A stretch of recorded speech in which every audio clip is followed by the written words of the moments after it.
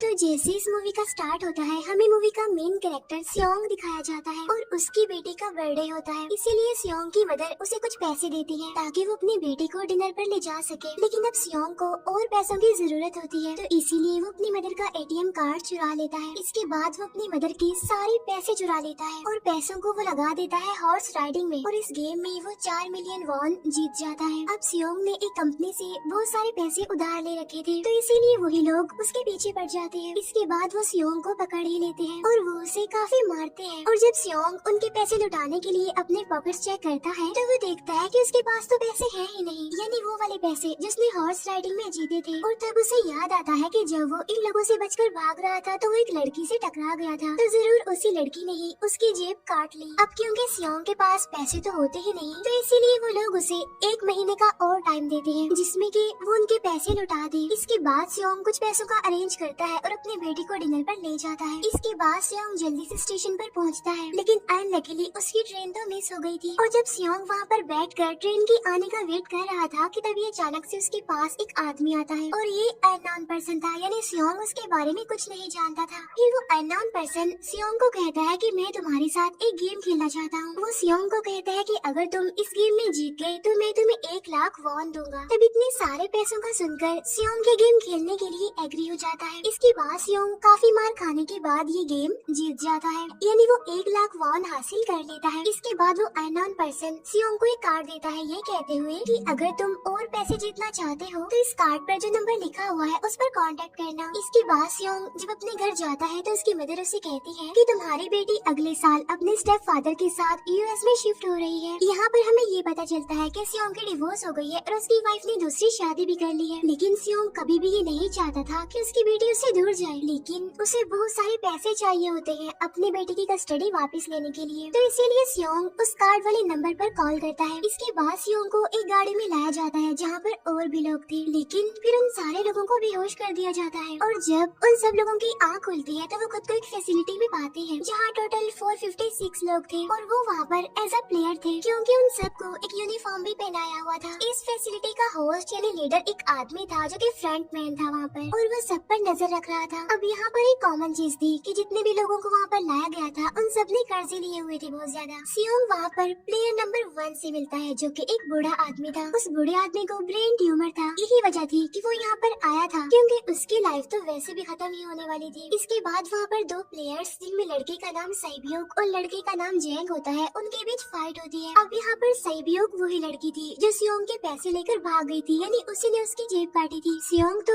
उसे देखते ही पहचान लेता है, इसीलिए वो अपने पैसे मांगने के लिए उसके पास जाता है। तभी वहाँ पर कुछ गार्ड्स आ जाते हैं जिन्होंने पिंक कलर का यूनिफॉर्म पहना था और उनके फेस अच्छी तरह से कवर्ड थे। गार्ड्स उन सभी प्लेयर्स को बताते हैं कि तुम्हें यहाँ पर टोटल 6 गेम्स खेलनी होगी और जो इस गेम का विनर होगा उसे बहुत सारे पैसे मिलेंगे। इसके बाद उन सबसे एक कॉन्ट्रैक्ट पर साइन करवाया जाता है और इस कॉन्ट्रैक्ट के 3 मेन रूल्स थे। पहला रूल ये कि कोई भी प्लेयर अपनी मर्जी से गेम को छोड़कर नहीं जा सकता। दूसरा रूल ये होता है कि जो भी प्लेयर खेलने से मना करेगा तो उस प्लेयर को एलिमिनेट कर दिया जाएगा और उनके मुताबिक एलिमिनेट का मतलब क्या था ये तो हम आगे ही जानेंगे। गेम का तीसरा रूल ये था कि अगर मेजोरिटी इस गेम को खेलना नहीं चाहती तो वो इस गेम को छोड़कर जा सकते हैं। इसके बाद उन सबको गेम के लिए ले जाया जाता है। अब यहाँ पर सियोंग अपने क्लासमेट सेंगवू से भी मिलता है जो कि उसे बचपन से जानता था। सियोंग उसे वहाँ पर देखकर काफी हैरान होता है क्योंकि वो तो किसी बिजनेस के लिए आउट ऑफ कंट्री चला गया था। अब पहले गेम के लिए वहाँ पर एक काफी बड़ी डॉल थी और इस गेम का रूल काफी सिंपल था और वो ये था कि डॉल जब भी गाना गाएगी उन सबको आगे बढ़ना है और जैसे ही वो गाना गाना बंद करेगी तो उन सबको रुक जाना है और मूव नहीं करना है और अगर कोई हिल गया तो उसे एलिमिनेट कर दिया जाएगा। अब स्टार्टिंग में तो ये सब कुछ उन्हें किसी प्रैंक की तरह लग रहा था, लेकिन जब एक लड़का हिल जाता है तो उसे शूट करके मार दिया जाता है और यही होता है एलिमिनेट का मतलब, यानी उन्हें मार दिया जाएगा। अब ये देखकर वो सारे लोग काफी घबरा जाते हैं और उन्हें पता चल चुका था कि वो खतरे में है, इसीलिए लोग डरते हुए पैनिक करते हुए इधर उधर भागने लगते हैं। लेकिन अब क्योंकि गेम का रूल था इसीलिए जो भी हिलता है उसे मार दिया जाता है और जितने भी सर्वाइवर होते हैं वो किसी न किसी तरह इस गेम को कंप्लीट कर ही लेते हैं। लेकिन जो लोग मर जाते हैं उनकी डेड बॉडीज को वहाँ से ले जाया जाता है और अब 456 प्लेयर्स में से सिर्फ 255 ही रह गए थे। अब क्योंकि वो सारे प्लेयर्स इतना ज्यादा डर जाते हैं कि अब कोई भी गेम खेलना नहीं चाहता था। लेकिन जैसा कि रूल नंबर 3 था कि अगर मेजोरिटी चाहे तो वो ये गेम स्किप कर सकती है, तो इसीलिए उनका लीडर यानी फ्रंटमैन वोटिंग करवाता है। लेकिन इससे पहले उन्हें प्राइज मनी दिखाई जाती है, यानी जो विनर को मिलेगी। लेकिन इन केस अगर कोई गेम को छोड़कर चला जाएगा तो ये सारे पैसे मरे हुए प्लेयर्स की फैमिलीज को मिल जाएंगे। और ये prize money total 45 billion won होती है। इसके बाद वोटिंग करवाई जाती है, जिसमें मेजोरिटी इस गेम को खेलना नहीं चाहती थी, तो इसीलिए गेम को यहीं पर स्टॉप कर दिया जाता है। लेकिन अगर कभी फ्यूचर में वो लोग चाहें तो इस गेम को रिज्वाइन कर सकते हैं। इसके बाद सभी लोगों को उनके घरों पर छोड़ दिया जाता है। नेक्स्ट सियोंग पुलिस स्टेशन जाता है और वहाँ पर वो पुलिस को सारी बात बता देता है। लेकिन उन लोगों को सियोंग की बातों पर यकीन नहीं होता और उल्टा वो लोग उसे पागल समझने लग जाते हैं। इसके बाद सियोंग उन्हें वही वाला कार्ड दिखाता है, लेकिन हैरान कर देने वाली बात तो ये है कि उस पर जो नंबर था वो रॉन्ग था। इसके बाद सियोंग जब घर जाता है तो उसकी मदर वहाँ पर नहीं होती। उधर सियोंग का क्लासमेट सेंगवू अपनी मदर को छुप कर देख रहा होता है और तभी वहाँ पर सियोंग भी आ जाता है। यहाँ पर सेंगवू अपसेट होते हुए सियोंग को बताता है कि मेरे ऊपर 6 बिलियन का कर्ज है। वो बताता है कि मैंने क्लाइंट्स के पैसे लेकर स्टॉक मार्जिन में लगा दिए थे, लेकिन अनलकीली वो सारे पैसे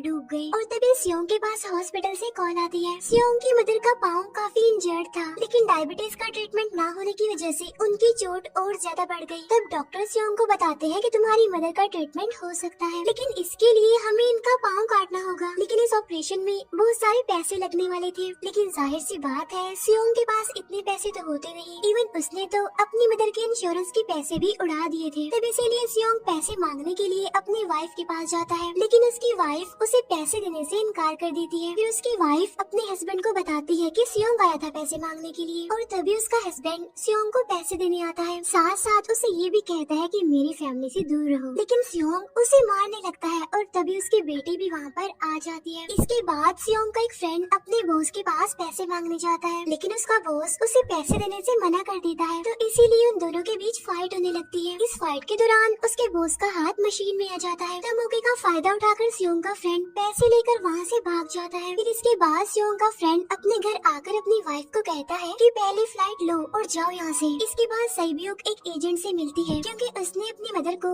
नॉर्थ एरिया से साउथ एरिया में लाना था। सईब्यूक वही लड़की जिसने सियोंग की जेब काटी थी, लेकिन यहाँ अपनी मदर को लाने के लिए सईब्यूक को बहुत सारे पैसों की जरूरत थी। अब सईब्यूक का एक छोटा भाई भी होता है, जिससे उसने प्रॉमिस किया होता है कि मैं मदर को जरूर ले आऊंगी। इसके बाद हमें एक ऑफिसर दिखाया जाता है और इस ऑफिसर का भाई कुछ टाइम से मिसिंग था, इसीलिए वो ऑफिसर अपने भाई के घर जाता है, जहाँ उसे पता चलता है कि उसका भाई तो पिछले कुछ दिनों से अपने घर पर भी नहीं आया। और जब वो ऑफिसर घर को चेक कर रहा होता है तो उसे एक कार्ड मिलता है वहाँ पर, और इस ऑफिसर ने सेम ऐसा ही कार्ड पुलिस स्टेशन में सियोंग के पास भी देखा था। तो इसीलिए वो ऑफिसर सियोंग के पास जाकर उससे इस बारे में पूछता है, लेकिन सियोंग उसे कुछ नहीं बताता। इसके बाद सियोंग जब अपने घर जाता है तो उसे वो कार्ड दोबारा मिल जाता है वहाँ पर। अब सियोंग डिसाइड करता है कि वो दोबारा से उस गेम को ज्वाइन करेगा, इसीलिए सभी प्लेयर्स को एक शिप के पास ले जाया जाता है। इधर ही वो ऑफिसर भी गाड़ियों का पीछा करते हुए उस शिप तक आ जाता है। वो एक गार्ड को मारकर उसे पानी में फेंक देता है। इसके बाद उन सभी प्लेयर्स को एक आइलैंड पर मौजूद फैसिलिटी में लाया जाता है। अब यहाँ पर उन्हें जरा भी अंदाजा नहीं था कि अगला गेम कौन सा होगा और उसे कैसे खेला जाएगा। इसके बाद वो लोग अपनी अलग अलग टीम्स बना लेते हैं। रात को सईब्यूक और उसकी फीमेल फ्रेंड वॉशरूम जाती है। यहाँ पर सईब्यूक गार्ड्स की नजरों से बचते हुए उस फैसिलिटी को एक्सप्लोर करने लगती है। तभी वो देखती है कि गार्ड्स बड़े बड़े बर्तनों में कुछ बना रहे हैं, लेकिन अब क्योंकि गार्ड्स को शक हो जाता है तो एक गार्ड वॉशरूम्स को चेक करने के लिए आता है। लेकिन तब तक सईब्यूक वापस आ चुकी थी। इसके बाद सईब्यूक अपनी फीमेल फ्रेंड को सारी बात बता देती है जो उसने देखा था। लेकिन यहाँ पर सेंगवू उन दोनों की बातें सुन लेता है और वो इस बारे में सईब्यूक से पूछता है, जिस पर सईब्यूक बताती है कि वो बड़े बड़े बर्तनों में कुछ पका रहे थे। इसके बाद उन सभी प्लेयर्स को प्लेग्राउंड में लाया जाता है, जहाँ पर उनके सामने 4 शेप्स थी। 4 शेप्स में से उन्होंने किसी एक शेप को चूज करना था। अब यहाँ पर सेंगवू को पता चल जाता है कि गेम क्या है और क्या करना है हमें। सेंगवू सियोंग को बताता है कि सबने अलग अलग शेप्स को चुनना है। इसके बाद उन सभी को एक छोटा सा बर्तन दिया जाता है जिसमें की शेप्स बनी होती है। अब गेम उनकी ये होती है कि उन्होंने किसी तरह उस शेप को बाहर निकालना है बगैर डैमेज किए। लेकिन अगर शेप जरा से भी खराब हो गई तो उन्हें एलिमिनेट कर दिया जाएगा, यानी मार दिया जाएगा। अब यहाँ पर सेंगवू तो इजिली उस शेप को निकाल लेता है, लेकिन सियोंग इतना ज्यादा घबरा जाता है कि उसकी हालत खराब होने लगती है। लेकिन फिर वो किसी न किसी तरह करके इस गेम को भी जीत लेता है। इसके बाद उन सबको वापस से रूम में लाया जाता है। अब यहाँ पर 187 प्लेयर्स वापस आए थे, जिनमें से अब सिर्फ 108 ही रह गए थे। इसके बाद उन सबको खाने के लिए ले जाया जाता है, लेकिन खाने की वजह से जैंग की एक लड़के से फाइट हो जाती है, जहाँ पर जैंग उस लड़के को इतना ज्यादा मारता है कि वो मौके पर ही मर जाता है। इधर ही हम देखते हैं कि उन प्लेयर्स में से एक डॉक्टर होता है जो गार्ड्स के साथ मिलकर मरे हुए लोगों के ऑर्गन्स निकाल कर उन्हें चाइनीज को बेचने का काम करता है। इसीलिए जब भी डेड बॉडीज को ले जाया जाता है तो वो डेड बॉडीज को गायब कर लेते हैं, क्योंकि ये सब कुछ एक प्लान के अकॉर्डिंग चल रहा था, क्योंकि ये सारा कुछ फ्रंट मैन से छुप कर हो रहा था। यही वजह थी कि कंट्रोल रूम में भी उन्होंने अपना ही एक आदमी बिठाया हुआ था, जो कि उन लोगों की सारी वीडियो फुटेज डिलीट कर देता था। और गार्ड्स तो डॉक्टर को गेम के बारे में पहले ही बता देते थे ताकि वो सरवाइव कर सके। यहाँ पर एक गार्ड उसी प्लेयर डॉक्टर को बताता है कि आज हमने प्लेयर्स को जानबूझकर खाना कम दिया है ताकि वो आपस में लड़ने लगे, जिससे होगा ये कि सारे वीक प्लेयर्स गेम से आउट हो जाएंगे। साथ ही गार्ड डॉक्टर को अपनी अगली गेम के बारे में बता देता है। अब 30 मिनट के बाद वहाँ पर लाइट्स ऑफ होने वाली थी। अब यहाँ पर सैंगवू को पता था कि सियोंग की टीम जरूर कोई उल्टा काम करेगी, इसीलिए वो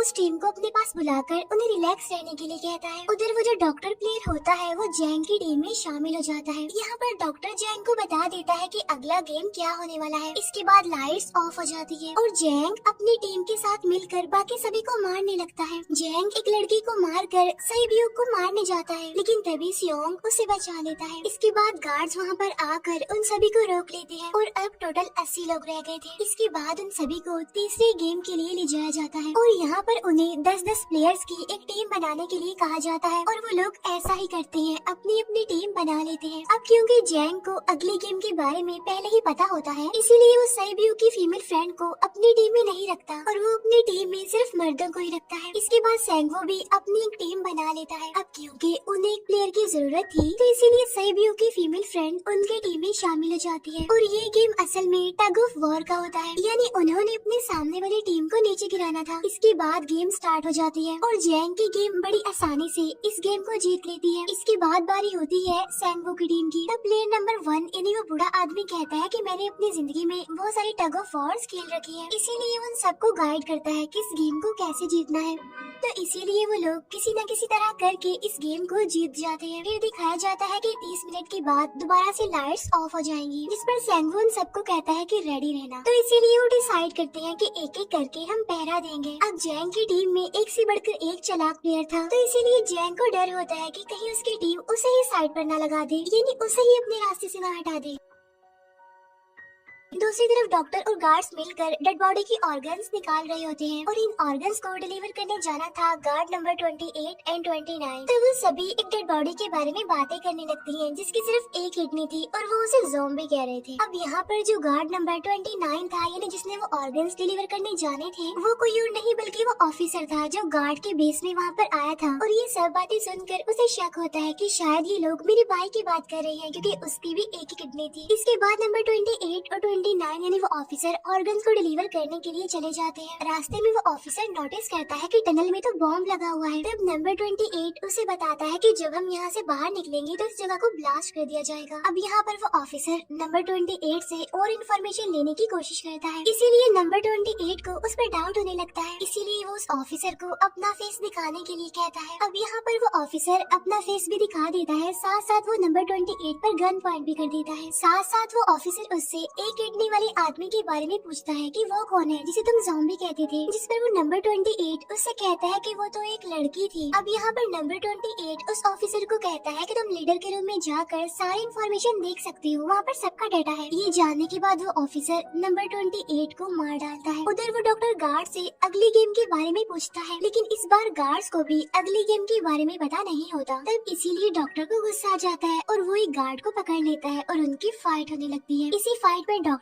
उस गार्ड को मार कर वहाँ से भाग जाता है। इसके बाद एक गार्ड भी उसका पीछा करता है और वो दोनों प्लेग्राउंड में आ जाते हैं। यहाँ पर गार्ड डॉक्टर को अपनी बातों में फंसा कर उसे मारने वाला होता है, लेकिन तभी लीडर इन्हें फ्रंटमैन आकर उसे मार डालता है और बाद में वो उस डॉक्टर को भी मार डालते हैं। साथ साथ इन्हें वहीं पर नंबर 28 की डेड बॉडी भी मिल जाती है, जिससे इन्हें ये पता चल जाता है कि फैसिलिटी में कोई घुस गया है। उधर वो ऑफिसर लीडर इन्हें फ्रंटमैन के रूम तक पहुँच जाता है। तो वो चेक करते करते एक ऐसे रूम में जाता है जहाँ पर सबके के रिकॉर्ड्स थे और जब वो ऑफिसर रिकॉर्ड चेक कर रहा होता है तो उसे सभी विनर्स की एक लिस्ट मिलती है जिसमें उसके भाई का भी नाम था, यानी वो भी कभी विनर था। उधर सभी प्लेयर्स को फोर्थ गेम के लिए ले जाया जाता है जहाँ पर उन सबको अपना अपना पार्टनर चुनने के लिए कहा जाता है और वो प्लेयर्स करते भी ऐसा ही है, अपना अपना पार्टनर चुन लेते हैं। सही भी की फीमेल फ्रेंड भी अपना पार्टनर ढूंढने की कोशिश करती है लेकिन कोई भी उसका पार्टनर बनने को तैयार ही नहीं था। इसके बाद सभी प्लेयर्स को 10-10 मार्बल्स दिए जाते हैं। असल में ये गेम ऐसी होती है कि एक प्लेयर को अपने पार्टनर से सारे मार्बल्स लेने होते हैं बगैर कोई जोर जबरदस्ती किए, और जो दूसरा पर्सन होगा यानी जिसके पास मार्बल्स नहीं होंगे उसे मार दिया जाएगा। फिर सैंगवू और सियोंग का फ्रेंड ऑड और इवन का गेम खेलते हैं जिसमें कि उन्होंने गेस करना था कि सामने वाले के हाथ में कितने मार्बल्स हैं। अब यहाँ पर सियोंग का फ्रेंड सैंगवू के सारे मार्बल्स जीत जाता है जिसकी वजह से लास्ट में सैंगवू के पास सिर्फ एक ही मार्बल बचता है। अब क्योंकि सैंगवू को पता चल चुका था कि अब वो बच नहीं पाएगा, इसीलिए वो सियोंग के फ्रेंड को अपनी बातों में फंसा कर उसे ये यकीन दिलाता है कि अगर हम में से कोई भी हार गया तो हारे हुए लोगों का मैच दोबारा करवाया जाएगा। अब यहाँ पर सैंगवू धोखे से सियोंग के फ्रेंड के सारे मार्बल्स चेंज कर देता है। इसके बाद सैंगवू मार्बल्स लेकर गार्ड को दे देता है और वहाँ से बाहर चला जाता है। और जब सियोंग का फ्रेंड मार्बल्स चेक करता है तो वहाँ पर पत्थर होते हैं। उधर प्लेयर नंबर 1 यानी उस बूढ़े आदमी की हालत खराब हो रही थी, इसीलिए वो तो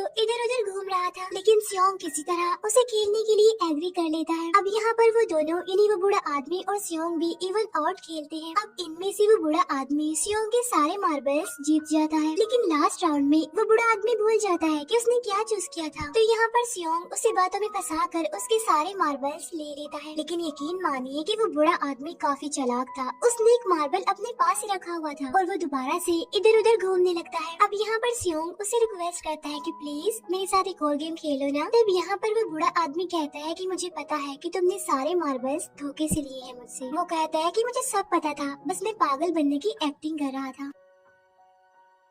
तभी सुनकर सियोंग को उस पर तरस आ जाता है और वो उसे सारे मार्बल्स दे देता है। उसके बाद सैब्यूक और उसकी फीमेल फ्रेंड भी गेम खेल रही होती है। उनकी गेम ये होती है कि जो मार्बल्स को दीवार के ज्यादा करीब फेंकेगा वो ही जीतेगा। पहले सैब्यूक अपने मार्बल्स फेंकती है, लेकिन जब सैब्यूक की फ्रेंड की बारी आती है तो वो अपने सारे मार्बल्स फेंक देती है। लेकिन जब सैब्यूक ये देख लेती है तो वो अपने फ्रेंड को दोबारा फेंकने के लिए कहती है, जिस पर उसकी फ्रेंड कहती है कि नहीं सैब्यूक, मैं बिल्कुल अकेली हूँ, मेरे पीछे तो कोई भी नहीं है, लेकिन अगर तुम्हें कुछ हो गया तो ये अच्छी बात नहीं है, तुम्हारे पीछे तुम्हारा छोटा भाई है, तुम्हारा वेट कर रहा है। और इसी वजह से सैब्यूक की फ्रेंड को मार दिया जाता है। इसके बाद उन सबकी डेड बॉडीज को वहाँ से ले जाया जाता है। इसके बाद वो सब वापस से रूम में आ जाते हैं। यहाँ पर जैंग देखता है कि सैब्यूक की वो वाली फ्रेंड तो अभी तक जिंदा है, जो कि बड़ी आराम से बैठी हुई थी। अब यहाँ पर हमें पता चलता है कि सैब्यूक की ये वाली फ्रेंड जैंग की भी फ्रेंड थी, लेकिन अब क्योंकि उन दोनों के बीच किसी बात को लेकर क्लैश चल रहा था तो इसीलिए जैंग की वो फ्रेंड उसे बुली करने लगती है। इसके बाद फ्रंटमैन को एक डेड बॉडी के पास उस ऑफिसर का आईडी कार्ड मिल जाता है। तभी फ्रंटमैन को पता चलता है कि उसके सारे वीआईपीज आ चुके हैं, तो इसीलिए फ्रंटमैन उन्हें लेने के लिए चला जाता है। फिर सारे वीआईपीज को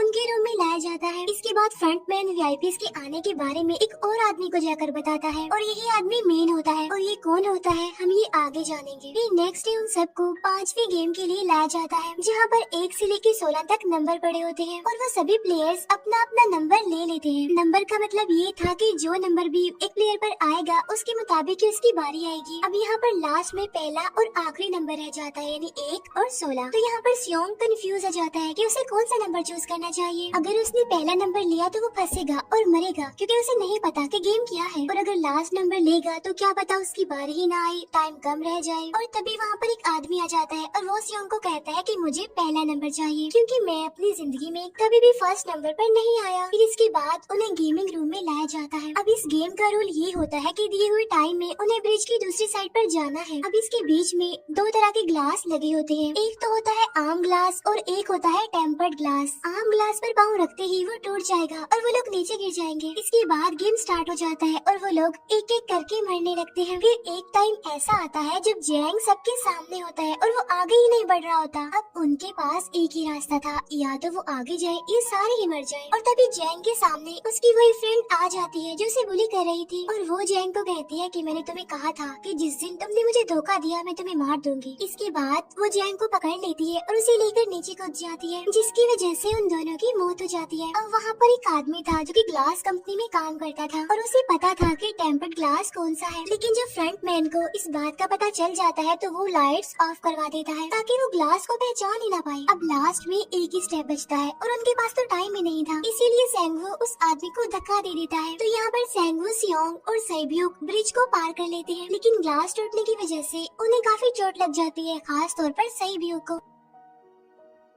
उधर उस ऑफिसर ने एक सर्वेंट को मारकर उसकी जगह खुद ले ली थी। अब एक वीआईपी को उस ऑफिसर पर शक होता है और वो उसे कहता है कि अपना मास्क रिमूव करो, लेकिन वो ऑफिसर कहता है कि ठीक है, लेकिन मैं अंदर जाकर अपना मास्क रिमूव करूंगा। इसके बाद वो ऑफिसर उस वीआईपी को लेकर अंदर चला जाता है। अंदर जाकर वो ऑफिसर उस वीआईपी को बेहोश कर देता है और इस बात का पता फ्रंट मैन को चल जाता है, इसीलिए फ्रंट मैन उसके पीछे जाता है और वो उस ऑफिसर को देख लेता है, इसीलिए वो ऑफिसर वहाँ से भागकर I-9 पर आ जाता है। फ्रंट मैन भी उसका पीछा करते हुए वहाँ पर आ जाता है। अब यहाँ पर वो ऑफिसर अपने सीनियर्स को कॉल करने की कोशिश करता है, लेकिन कॉल कट हो जाती है। फिर वो ऑफिसर उन्हें सारे सबूत भेजता है, लेकिन वहाँ पर नेटवर्क नहीं था। इसके बाद फ्रंट मैन ऑफिसर को पकड़ लेता है और उसे उनके साथ चलने के लिए कहता है, लेकिन वो ऑफिसर तो उस फ्रंट मैन पर गोली चला देता है। इसके बाद फ्रंट मैन अपना मास्क उतार देता है, तो वो ऑफिसर देखता है कि वहाँ पर कोई और नहीं बल्कि उसका अपना भाई है वो। इसके बाद ऑफिसर का भाई यानी फ्रंट मैन उसे शूट कर देता है और वो जाकर पानी में गिरता है। उधर ग्लास लगने की वजह से सैब्यूक काफी इंजर्ड हो गई थी और उसका बहुत सारा खून भी बह रहा होता है। इसके बाद इन सर्वाइवर्स को डिनर के लिए ले जाया जाता है और उनके पास एक एक नाइफ भी रख दिया जाता है, मतलब रात में उन तीनों में से कोई भी एक दूसरे को मार देगा। तभी सियोंग नोटिस करता है कि सैब्यूक की हालत काफी खराब है, इसीलिए वो सैब्यूक को कहता है कि फिक्र मत करो, हम दोनों साथ हैं और इस गेम में हम दोनों मिलकर सेंगवू को हरा देंगे। इसके बाद हम दोनों यहाँ से बाहर निकल जाएंगे और पैसों को आधा आधा डिवाइड कर लेंगे। सैब्यूक उसे बताती है कि मेरा एक छोटा भाई है जिसे मैं ऑर्फनेज में छोड़कर आई हूँ और अगर हम दोनों में से कोई भी जिंदा बचकर बाहर जाएगा तो उसे उन दोनों की फैमिलीज का ख्याल रखना होगा। अब सैब्यूक की हालत काफी खराब थी, उसे डॉक्टर की जरूरत थी, इसीलिए सियोंग कोई मदद लाने के लिए जाता है, लेकिन जब तक वो वापस आता है तब तक सेंगवू सैब्यूक को मार चुका था। फिर नेक्स्ट डे उन दोनों को गेम नंबर 6 यानी लास्ट गेम के लिए ले जाया जाता है। गेम का रूल बड़ा ही सिंपल था कि मार दो या मर जाओ और इस गेम का नाम होता है स्क्विड गेम। इसके बाद गेम स्टार्ट हो जाती है और उन दोनों के बीच काफी फाइट होती है, लेकिन लास्ट में सेंगवू की हालत खराब होने लगती है। तभी सियोंग कहता है कि मैं इस गेम को रोकना चाहता हूँ और तभी सियोंग सेंगवू को उसके साथ चलने के लिए कहता है, लेकिन सेंगवू तो अपने आप को ही मार डालता है, जिसकी वजह से सियोंग गेम जीत जाता है। फिर फ्रंट मैन सियोंग को कहता है कि तुम बहुत अच्छा खेले, लेकिन मुझे इसकी उम्मीद नहीं थी। इसके बाद सियोंग को उसके घर पर छोड़ दिया जाता है और उसके पास एक एटीएम कार्ड भी था और जब सियोंग उस एटीएम कार्ड को जाकर चेक करता है तो वो दिखता है कि सारे पैसे उसके अकाउंट में भेज दिए जाते हैं। इसके बाद सियोंग अपने घर जाता है, लेकिन तब तक उसकी मदर की डेथ हो जाती है। इसके बाद हमें 1 साल बाद का सीन दिखाया जाता है जहाँ पर हम देखते हैं कि सियोंग की हालत काफी खराब हो गई है, यानी वो अब काफी नशा करने लग गया है और उसने अब तक उन पैसों को हाथ तक नहीं लगाया। एक दिन एक फूल बेचने वाली औरत सियोंग के पास आती है और वो उसे सेम वैसा ही कार्ड देती है जिसमें एक एड्रेस लिखा हुआ था और फिर सियोंग उस एड्रेस पर जाता है जहाँ पर उसे पता चलता है कि ये सारा किया धरा किसी और का नहीं बल्कि उस बूढ़े का है, प्लेयर नंबर 1 का, और वो अभी भी जिंदा है। यहाँ पर वो बूढ़ा आदमी सियोंग को बताता है कि मैं अपनी लाइफ से बोर हो चुका था और ये सारी गेम मैंने अपने क्लाइंट्स के साथ मिलकर बनाई ताकि मैं लोगों को मरता हुआ देखकर एंजॉय कर सकूं। लेकिन हाँ, हमने किसी को मजबूर नहीं किया था ऐसा करने के लिए और मैंने गेम में इसीलिए पार्टिसिपेट किया क्योंकि गेम देखने से ज्यादा उसे खेलने में मजा आता है। वो कहता है जो पैसे तुम्हारे पास हैं वो मेरे ही हैं और ये कहते ही उस बूढ़े आदमी की मौत हो जाती है। इसके बाद सियोंग सैब्यूक के छोटे भाई के पास जाता है और उसे लेकर वो जाता है सेंगवू की मदर के पास और वो सेंगवू की मदर को कहता है कि इस बच्चे का ख्याल रखना। साथ साथ वो उसे एक बैग भी देता है जिसमें बहुत सारे पैसे होते हैं। इसके बाद सियोंग स्टेशन पर जाता है जहाँ पर उसे वही अननोन पर्सन मिलता है जो कि उसे मूवी के स्टार्ट में भी मिला था। यहाँ पर सियोंग उसका पीछा भी करता है, लेकिन तब तक वो भाग चुका था। फिर सियोंग उस कार्ड वाले नंबर पर कॉल करता है और वो पूछता है कि तुम लोग कौन हो और लोगों के साथ ऐसा क्यों कर रहे हो, क्यों खेल रही हो लोगों की जिंदगी से। लेकिन आगे से उसे रिस्पॉन्स आता है कि सियोंग अगर तुमने जिंदा बचना है तो प्लेन में चढ़ जाओ। और इसी के साथ ही मूवी यहीं पर एंड हो जाती है। Thank you for watching.